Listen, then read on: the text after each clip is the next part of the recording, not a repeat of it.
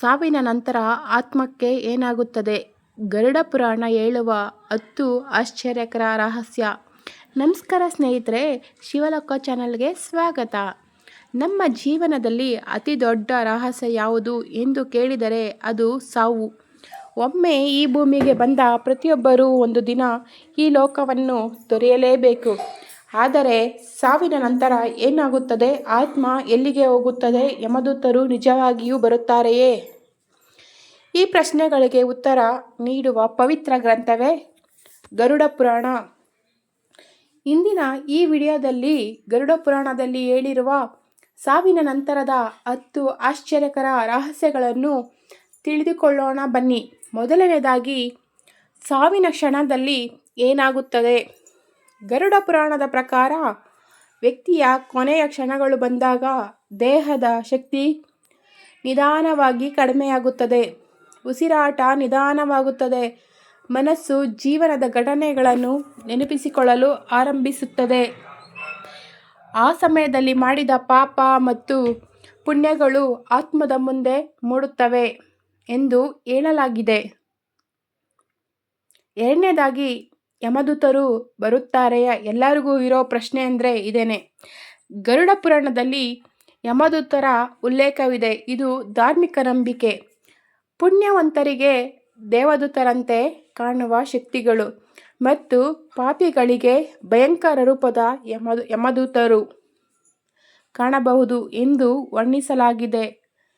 ಮೂರನೇದಾಗಿ, ಆತ್ಮ ದೇಹದಿಂದ ಹೇಗೆ ಹೊರಬರುತ್ತದೆ?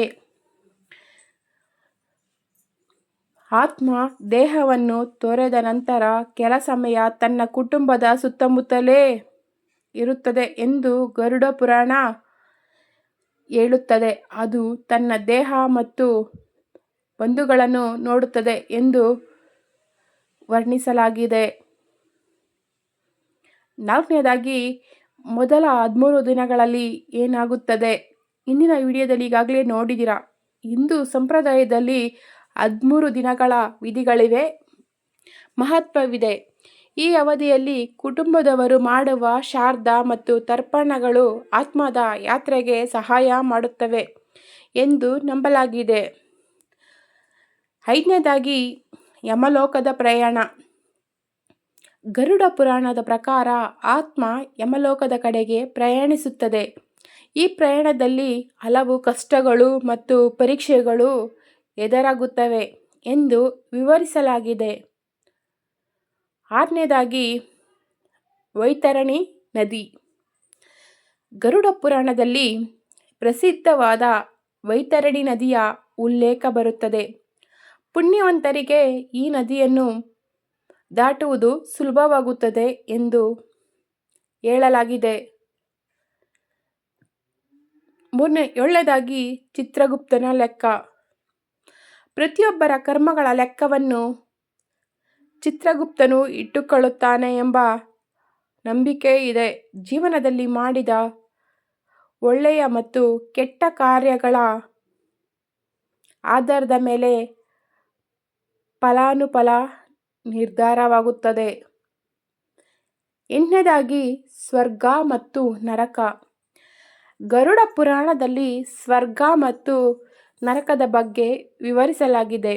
ಇದು ಜನರನ್ನು ಸತ್ಕರ್ಮದ ಕಡೆಗೆ ಪ್ರೇರೇಪಿಸುವ ಧಾರ್ಮಿಕ ಬೋಧನೆಗಳ ಭಾಗವಾಗಿದೆ. ಒಂಬತ್ತನೇದು, ಪುನರ್ಜನ್ಮದ ರಹಸ್ಯ. ಕರ್ಮದ ಫಲದ ಪ್ರಕಾರ ಆತ್ಮ ಮತ್ತೆ ಜನ್ಮ ಪಡೆಯುತ್ತದೆ ಎಂಬ ನಂಬಿಕೆ ಹಿಂದೂ ಧರ್ಮದಲ್ಲಿದೆ. ಒಳ್ಳೆಯ ಕರ್ಮಗಳು ಉತ್ತಮ ಜೀವನಕ್ಕೆ ಕಾರಣವಾಗುತ್ತವೆ ಎಂದು ಹೇಳಲಾಗಿದೆ.